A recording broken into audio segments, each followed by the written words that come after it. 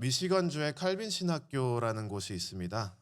많은 이 지역의 한인 목사님들도 칼빈 신학교에서 훈련을 받고 오신 분들이 많이 계신데, 예전에 미시건 대학교 미시건에 있는 칼빈 신학대학원에서 총장으로 지내신 코넬리우스 플란팅가라는 교수님이 계십니다. 그 총장님께서는 예전에 이제 죄에 대해서 아주 간략한 책을, 한 150, 200페이지 정도 되는 책을 쓰신 적이 있는데, 그냥 인간의 그런 죄된 모습에 대해서 상당히 적나라하게 모든 것을 그저 현실 그대로 관찰하시고, 또 그것을 성경 말씀과 신학적 관점으로 분석하는 책입니다. 거기서 이제 플란팅하 교수님은 사람은 왜 서로를 공격하는가라는 질문을 묻는 그런 장이 하나 있습니다. 거기서 이제 플란팅하 교수님이 말하기를, 죄된 인간의 기본적인 두 가지 자세가 있는데, 하나는 공격이고 하나는 회피다라고 이야기를 해요. 저는 특히 그 중에서 공격에 대해서 좀 이야기를 하면서 오늘 사무엘상 말씀을 소개하고자 하는데요. 공격은 어디서 비롯되는가 하면 다양한 근원이 있겠지만, 가장 근본적으로 교수님께서 발견하신 것은, 공격이라는 이 자세는 질투에서 비롯된다고 분석을 하고 있습니다. 그럼 질투는 도대체 무엇이길래 이렇게 우리로 하여금 타인을 공격하게 하는가라는 생각을 좀 해볼 필요가 있는데요. 먼저 질투는 탐심과 구별되어야 한다고 합니다. 탐심은 타인이 소유한 것들, 그리고 타인이 소유한 이점들을 자기도 가지기 원하는 마음이 탐심이라고 볼 수가 있습니다. 그러나 질투는 탐심과는 사뭇 다릅니다. 질투는 타인이 소유한 것들과 타인이 소유한 이점들을 그 타인이 상실하기를 원하는 마음입니다. 탐심은 나도 가지고 싶다라는 마음이라면, 질투는 저 사람 저거 가지면 안 되겠다 하는 마음이 질투라고 볼 수가 있습니다. 즉, 질투하는 자는 타인이 누리고 있는 이점들을 미워하고 시기하는 것입니다. 질투가 타인의 이점들을 미워하는 이유는 질투가 다름이 아닌 교만에서 비롯되기 때문이라고 설명하고 있습니다. 교만이란 무엇일까요? 교만은 자신을 타인보다 높은 곳에 두려는 자세입니다. 그 자세는 어디서 비롯되는가? 자신이 속한 위치보다 더 높게 자신을 과대평가하는 데에서 비롯되고, 특히 하나님과의 관계 속에서 피조물일 뿐인 인간이 그 위치의 이상을 원할 때, 그것은 교만이라고 우리가 볼 수가 있습니다. 이와 같이 인간이 있어야 하는 위치보다 더 높은 곳을 바라보는, 마치 아담과 하와가 하나님과처럼 되고 싶은 그 마음 가운데 죄를 지었을 때처럼, 그러한 이 교만에 사로잡힌 자들은 다른 인간들을 보고 그들이 자신보다 동등되거나 뛰어날 수 없어야 한다는 생각에 사로잡힙니다. 결국 질투라는 마음에 사로잡히는 자들은 타인의 인생이 자신의 인생보다 못나기를 바랍니다. 나도 못났지만 다른 사람들이 나보다 더 못났으면 마음이 평안한 것이 이 질투라는 마음입니다. 질투는 따지고 보면 상당히 비상식적이고 반이성적인 자세라고 볼 수가 있습니다. 질투로 인한 이 공격성은 성경에도 여러 차례 나와 있는데요. 그 중에 가장 명확하게 나온 것 중 하나가 여러분들 잘 아시는 솔로몬 왕의 재판 사건입니다. 열왕기상 3장 25절에서 26절 말씀에 이 말씀을 좀 소개해 드리자면, 두 여인이 있었는데 한 여인이 그 아이가 자는 사이에 죽게 되었습니다. 그리고 그 다른 여인의 아이는 여전히 살아 있었는데, 그 자녀를 잃은 여인이 자녀를 잃지 않은 여인에 대해서 질투심을 가지기 시작하고, 그 여인의 아이를 빼앗아 오고자 하는 마음까지 생겨서, 결국 이게 솔로몬 왕의 기회까지 들어가게 돼서 왕 앞에 서게 됩니다. 여기서 솔로몬 왕이 다음과 같은 재판을 내리죠. 열왕기상 3장 25절부터 26절 말씀입니다. 왕이 이르되 산 아이를 둘로 나누어 반은 이 여자에게 주고 반은 저 여자에게 주라. 그 산 아들의 어머니 되는 자가 그 아들을 위하여 마음이 불 붙는 것 같아서 왕께 아뢰어 청하건대 내 주여 산 아이를 그에게 주시고 아무쪼록 죽이지 마옵소서 하되 다른 여자는 말하기를 내 것도 되게 말고 네 것도 되게 말고 나누게 하라 하는지라. 여기서 우리는 이 질투가 어떻게 타인을 공격하게 되고 그 결론이 얼마나 비상식적이고 반이성적인지를 명확히 볼 수가 있습니다. 두 명의 사람이 있다고 가정하면, 그리고 그들에게 공통적으로 좋은 물건이 하나 있다고 생각하면, 사실 가장 좋은 이상적인 시나리오는 그 두 명의 사람이 각자 좋은 것을 하나씩 가지면 제일 좋겠죠. 이 두 여인의 상황을 빗대어서 말씀드리면 두 여인 다 살아있는 아들을 가지고 있으면 가장 좋은 상황이겠죠. 그러나 만약에 그 둘 중 한 명만 아이를 가질 수 있는 상황이라면 한 명이라도 그래도 가지고 있는 게 차선일 것입니다. 그러나 질투라는 마음에 사로잡힌 자들은 차선도 아니라 최악의 상황을 원하는 마음이 생기기 마련입니다. 그래서 둘 중 한 명이라도 가지면 그나마 좋지만 그게 아니라 둘 다 가지지 못하여야 속이 후련하고 마음이 안정이 될 수 있는 자세가 질투의 자세라고 볼 수가 있습니다. 그 결과 아무런 죄 없는 이 어린 아들까지도 서슴없이 죽이라는 말까지 이 어머니의 입에 담기게 되는 정말 안타까운 결론으로 이어집니다. 이와 같이 사람들이 서로 적대시하고 우리가 서로 공격하는 이유 중 큰 부분이 우리가 서로에게 질투심을 가지고 있어서 그렇지 않은가 돌아볼 필요가 있습니다. 타인이 가진 이점들에 대한 질투심이 우리로 하여금 타인을 사랑하고 칭찬하고 품어주기보다는 타인을 공격하는 그러한 질투에 가득 찬 마음으로 우리가 살아가고 있지는 않은가 돌아볼 필요는 있습니다. 그렇다면 인간이라는 존재가 타인이 가진 이점에 대해서 미워하는 이 교만한 마음, 도대체 어디서 비롯되는 것일까요? 오늘 본문 말씀은 이 질문에 대해서 답을 하고 있습니다. 오늘 본문 말씀에는 사울 왕이 다윗을 질투하는 내용을 담고 있고요. 그리고 이 본문 말씀 전후로 계속해서 사울 왕은 이 질투로 비롯된 공격적인 자세를 취하며 끝까지 다윗을 공격하는 사람으로 살다가 죽습니다. 사울 왕이 다윗을 질투한 이유, 그 질투의 근원은 어디에 있을까? 우리 본문 말씀과 그 문맥을 살펴보면 결국 사울 왕이 하나님을 잊어버린 결과라고 볼 수 있습니다. 오늘 본문 말씀은 다윗이 골리앗을 죽인 후 이스라엘 군대가 그 승리로 인하여 블레셋 군대를 완전히 물리친 엄청난 대승리를 경험한 바로 그 이후에 벌어진 사건들을 보여주고 있습니다.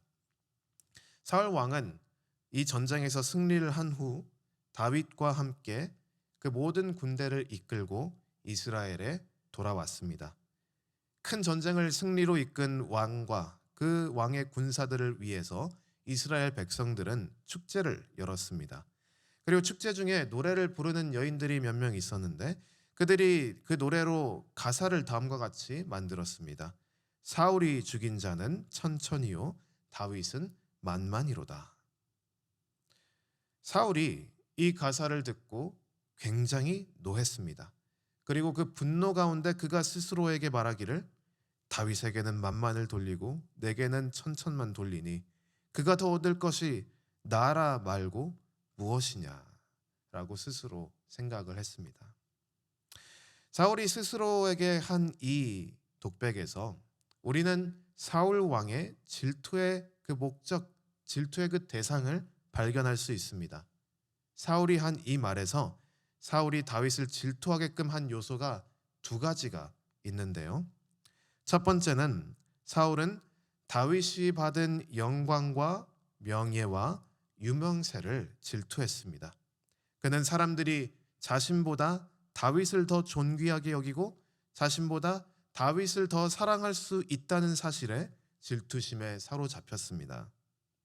두 번째로 사울은 다윗이 이스라엘 왕국을 자신보다 더 잘 다스릴 수 있는 왕이 될 수 있는 그 가능성을 질투했습니다. 다윗이 이제는 자신의 나라까지 넘볼 수 있는 상황이 되었음을 인지하고 이 사울 왕은 질투심에 사로잡혔습니다. 이 두 가지 요소를 분석해 보면 우리는 질투라는 이 악한 마음이 얼마나 비상식적이며 반이성적인 것인지를 우리가 볼 수 있는데요. 한번 생각해 보도록 하겠습니다. 첫 번째로 사울의 위치에서, 사울의 입장에서 자기가 지금 이스라엘의 군대를 이끌고 그 가나안 땅에 있는 수많은 이방 족속들과 전쟁을 치러야 하는 이 상황에서 자신의 군대 안에 다윗과 같은 훌륭한 군인을 두었다는 것은 좋은 것입니다.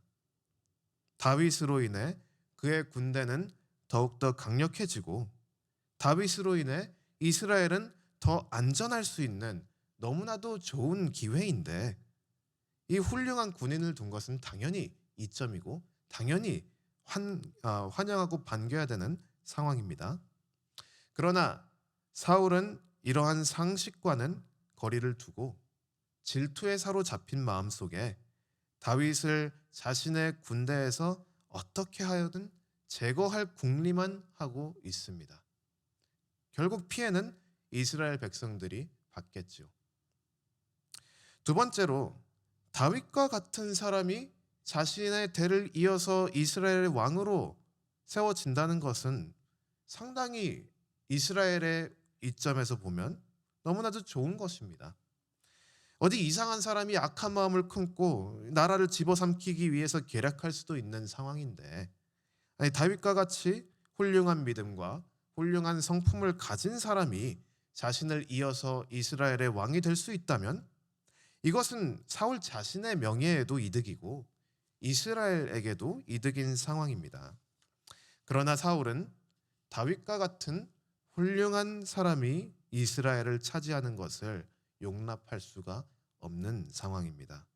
질투심에 사로잡힌 사울에게는 자신보다 더 훌륭한 사람이 왕이 되어야 하는 일은 없어야 하는 것이고 그보다 더 높이 여김을 받는 왕은 없어야 하는 것입니다.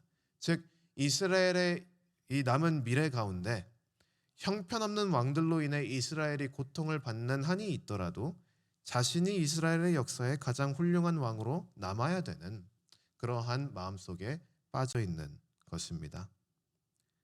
상당히 상식을 벗어나 있고 이성적으로 생각해 보면 말도 안 되는 일들을 사울 왕은 지금 하고자 하는 것입니다. 그렇다면 사울 왕은 도대체 왜 이러한 비상식적이며 반이성적인 사고에 빠지게 되었을까요? 그 답은 본문 말씀의 전후 문맥에 명확하게 나와 있습니다. 사울이 이와 같이 질투심에 빠져 다윗을 공격하려고 하는 모습이 그가 이전에 저지른 죄의 결과물이라는 것을 우리는 볼 수가 있는데요. 사무엘상 15장부터 16장에 전반에 걸쳐서 기록된 사건이지만 중요하기 때문에 제가 핵심 구절 몇 가지만 좀 짚고 넘어가도록 하겠습니다. 먼저 하나님께서 사울 왕을 세우셔서 전쟁터로 보낸 사건이 있었습니다. 사무엘상 15장 2절부터 3절 말씀인데요. 사울 왕을 보내실 때 하나님께서는 이와 같이 그에게 명령하셨습니다.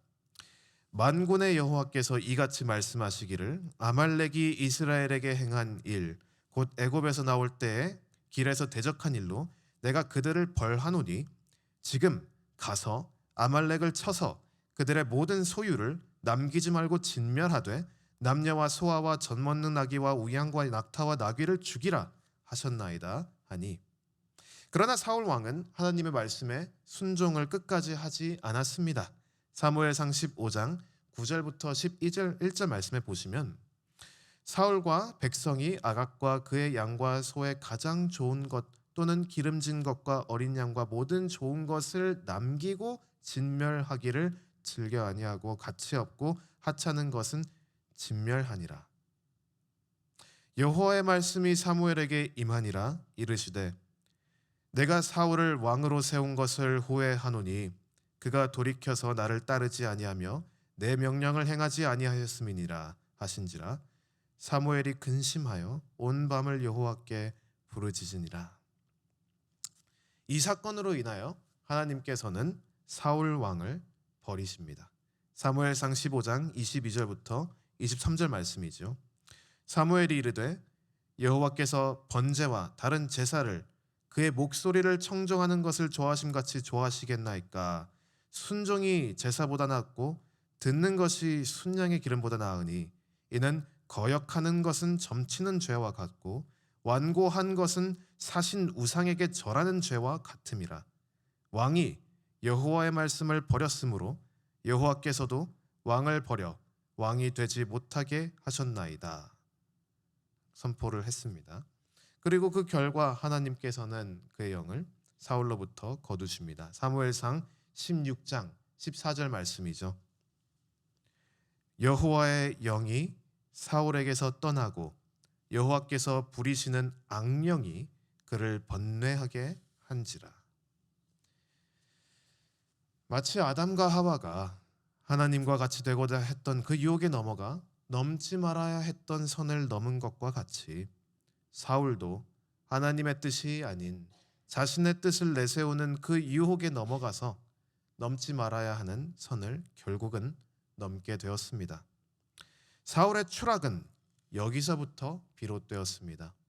사울의 가장 근본적인 문제는 하나님을 하나님으로 여기지 않았다는 것입니다. 다시 한번 사울의 독백으로, 오늘 본문 말씀에 나왔던 사울의 독백으로 돌아가서 그가 어떻게 하나님을 업신여겼는지를 살펴보도록 하겠습니다. 사울은 자신에게 스스로 다음과 같이 얘기를 했죠.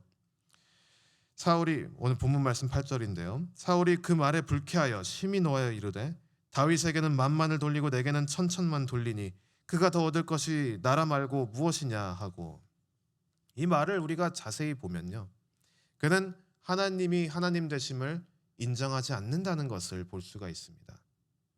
모든 영광은 하나님께 있습니다. 그러나 사울은 영광을 자기의 것으로 취했고요, 그로 인해서 사람들이 다윗을 칭찬하고 다윗에게 영광을 돌릴 때 질투를 할 수밖에 없게 된 것입니다. 자신이 영광을 가져야 하는데 다윗이 가지니까 화가 나죠. 그런데 애초에 자신이 모든 영광을 가져야 된다는 생각 자체가 모든 영광은 하나님께 돌려야 한다는 가장 기본적인 믿음인의 자세를 잃어버린 것입니다. 즉 사울 왕은 하나님이 하나님인 것을 인정하지 않고 하나님께 돌려야 하는 영광을 자기가 스스로 취했기 때문에 추락한 것입니다. 또한 이스라엘의 진정한 왕은 하나님입니다. 그러나 사울은 자신이 이스라엘의 진정한 왕이라고 생각했고, 그러기 때문에 다윗이 이스라엘이라는 나라를 얻을 수 있다는 생각을 하며 질투할 수밖에 없는 것입니다. 이스라엘이 자신의 것이 아님을 안다면 이 이스라엘이 다윗의 손에 넘어간다고 생각하지도 않을 뿐더러 넘어간다고 해도 질투를 할 필요가 없습니다. 어차피 자신의 것이 아니기 때문에. 그러나 하나님의 것임을 상실하였고 그는 더 이상 하나님을 바라보지 않았고 하나님이 하나님 되심을 인정하지 않는 상황에서 이 나라도 내 거고 이 명예도 내 건데 왜 다들 나한테 이걸 주지 않고 저 다윗한테 주려고 하는가? 그 생각에 질투심에 빠지고 그로 인해서 모든 상식과 이성을 잃어버린 것이죠. 이로 인해서 사울 왕은 빠르게 추락한 것입니다. 그는 통찰력도 잃고 지혜도 잃어버리고 힘도 잃고 용기까지도 잃어버렸습니다. 그는 남은 평생 질투심에 사로잡혀서 다윗만 바라보다가 죽습니다. 사무엘상 18장 28절부터 29절에 그 남은 생에 대한 방향이 어떻게 잡혔는지 기록되어 있죠. 여호와께서 다윗과 함께 계심을 사울이 보고 알았고 사울의 딸 미갈도 그를 사랑하므로 사울이 다윗을 더욱 두려워하여 평생에 다윗의 대적이 되니라. 질투가 정말 나쁜 게요. 사울 왕이 다윗을 질투하면 사울 왕은 다윗만 보입니다. 자나깨나 다윗에 대한 묵상밖에 할 수가 없어요. 그렇기 때문에 질투에 빠지면 더욱더 하나님을 볼 수가 없습니다. 죄에 넘어지면 계속해서 추락할 수밖에 없는 상황인 것이죠. 그래서 평생 동안 다윗을 죽이려고 하다가 또 그 죄책감에 사로잡혀 있다가 그 혼란 가운데 살다가 결국 죽죠. 우리는 하나님이 하나님이심을 잊으면 안 됩니다. 사울은 하나님이 하나님이심을 부정했고 그 대신 자신을 하나님의 위치에 놓고자 하였습니다. 그렇기 때문에 사울 왕은 자신과 타인의 관계를 생각할 때에 자신이 중심에 있을 수밖에 없는 것입니다. 다윗이 유명세를 타는 것은 세상의 중심이어야 했던 자신에게 위협이 될 수밖에 없습니다. 사울은 자신이 중심이어야 하는데 다윗으로 인해서 자신이 잊혀져 가는 것이 두려운 것이죠. 사람들이 자기를 버리고 다윗에게로 간다는 것은 상상만 해도 끔찍한 일입니다. 그러기에 사울은 모든 방법을 동원해서 모든 상식과 이성을 무시하고 자신의 군대를 구해줬던 영웅 다윗을 죽이려고 했던 것입니다. 우리도 사울보다 그렇게 뛰어나고 위대한 사람은 아닙니다. 우리도 똑같은 인간으로서 만약에 우리가 하나님을 잊어버리고 우리 자신을 삶과 세상과 교회의 중심에 두고자 한다면 사울과 같은 상황에 빠질 수 있는 연약한 존재입니다. 다행인 것은 우리 주 예수 그리스도께서 우리에게 알려주신 참된 신앙은 이 교만과 질투와 공격의 자세와는 정반대의 자세로 살아가는 신앙입니다. 참된 기독교 신앙이라는 것은 나 자신을 중심에 두는 것이 아닙니다. 오히려 나의 중심에 내가 아닌 예수님께서 계심을 고백하고 그 예수님을 믿고 그 예수님을 의지하며 예수님께 순종하여 예수님을 따라가는 것이 기독교인의 참된 삶으로의 부르심입니다. 사도 바울이 갈라디아서 2장 20절에 이와 같이 이야기를 하죠. 내가 그리스도와 함께 십자가에 못 박혔나니 그런즉 이제는 내가 사는 것이 아니요 오직 내 안에 그리스도께서 사시는 것이라. 이제 내가 육체 가운데 사는 것은 나를 사랑하사 나를 위하여 자기 자신을 버리신 하나님의 아들을 믿는 믿음 안에서 사는 것이라. 이렇게 이야기를 합니다. 나의 중심이 내가 아니라 나를 사랑하사 나를 위하여 자기 자신을 버리신 하나님의 아들인 것을 우리가 믿음의 눈으로 바라볼 수가 있다면 우리는 우리 자신에 대해서 여유로움이 생길 수가 있고 타인을 대할 때도 다정할 수가 있는 것입니다. 우리는 이웃을 대하는 태도가 만약에 우리가 하나님을 바라보지 못한다면 우리는 이웃을 대하는 태도 가운데 질투와 시기로 인하여 서로에 대한 공격적인 자세를 취할 수밖에 없는 연약한 존재인데, 그러나 그러한 우리를 불쌍히 여기셔서 예수님께서는 자기 자신의 그 모든 영광까지도 버리고 나를 사랑하고 나를 위해서 자기 자신을 버리셨다는 우리 그 예수 그리스도를 믿으면서 살아가는 것이, 그것이 우리가 타인을 사랑할 수 있는 근거입니다. 예수님께서 먼저 스스로 보여주셨죠. 자기 자신을 버리고 타인을 사랑한 것은 자기 자신을 위하여 타인을 버리는 사울 왕과는 정반대되는 입장입니다. 우리는 우리 자신을 위하여 타인을 버리는 것인가? 아니면 타인을 위하여 자기 자신을 버리는 사람들인가? 그것 심각하게 고민해 볼 필요가 있습니다. 이게 억지로 한다고 될 수 있는 것은 아닙니다. 우리는 죄인이고 연약한 존재이기 때문에 우리가 이걸 우리 힘으로 스스로 하고자 하면 결국은 우리는 실패할 것이고 결국 우리는 다시 우리의 죄된 모습으로 돌아올 수밖에 없습니다. 그저 이제 나는 그리스도와 함께 십자가에 못 박혔나니 이제 내가 죽었다라고 날마다 고백하고 이제 예수 그리스도께서 살아주시는 그 새 생명을 전적으로 의지하는 것 외에는 도저히 답이 없습니다. 그러나 예수님께서는 그 은혜를 우리에게 거저 주신다고 복음의 말씀을 주십니다. 그래서 소망이 있는 것입니다.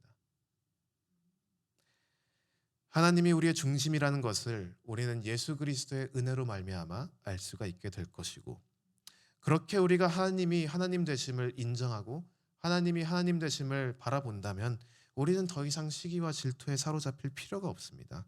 저 사람이 나보다 조금 더 잘 나가거나 나보다 조금 더 많이 가졌다고 해서 전혀 문제가 될 것이 없습니다. 왜냐하면 나는 그리스도를 가졌기 때문이죠. 특히 교회에서는 타인이 나보다 잘났다고, 타인이 나보다 이점이 많다고 해서 전혀 질투할 필요가 없습니다. 이유가 없고 오히려 질투하면 안 됩니다.